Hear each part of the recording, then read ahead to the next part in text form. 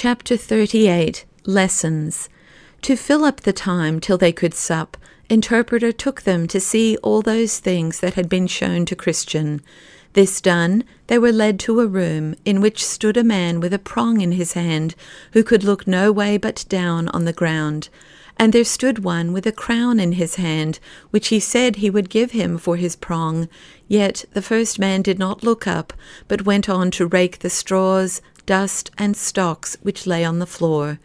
Then said Christiana, "I think I know what this means. It is a sketch of a man of this world, is it not, good sir?" Interpreter, "Thou art right, and his prong shows that his mind is of the earth, and that he thinks life in the next world is a mere song. Take note that he does not so much as look up, and straws, sticks, and dust, with most, are the great things to live for." At that Christiana and Mercy wept and said, "Ah, yes, it is too true." Interpreter then took them to a room where were a hen and her chicks, and bade them look well at them for a while. So one of the chicks went to the trough to drink, and each time she drank would she lift up her head and her eyes to the sky. "See," said he, "what this bird does, and learn of her to know whence all good comes, and to give to the Lord who dwells on high the praise and thanks for it. Look once more, and see all the ways that the hen has with her young brood. There is her call that goes on all day long, and there is her call that comes but now and then. She has a third call to shield them with her wings, and her fourth is a loud cry, which she gives when she spies a foe. Now," said he, "set her ways by the side of your kings, and the ways of these chicks by the side of those who love to do his will, and then you will see what I mean. For he has a way to walk in with his saints. By the call that comes all day he gives naught. By a call that is rare he is sure to have some good to give. Then there is a call too for those that would come to his wings, which he spreads out to shield them.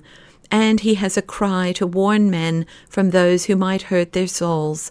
I choose scenes from real life, as they are not too hard for you to grasp when I fit them to your own case, and it is the love I have for your souls that prompts me to show you these things. Christiana, pray let us see some more." Interpreter then took them to his field, which was sown with wheat and corn, but when they came to look, the ears were cut off, and there was naught but the straw left. Interpreter, "What shall we do with the crop?"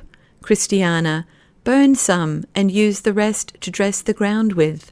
Interpreter, "Fruit, you see, is the thing you look for, and for want of that you cast off the whole crop.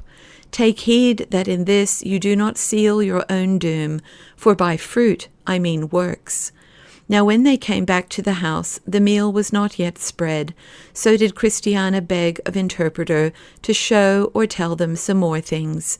Interpreter, "So much the more strong a man's health is, so much the more prone is he to sin. The more fat the sow is, the more she loves the mire. It is not so hard to sit up a night or two as to watch for a whole year, just as it is not so hard to start well as it is to hold out to the end. One leak will sink a ship, and one sin will kill a man's soul. If a man would live well, let him keep his last day in mind.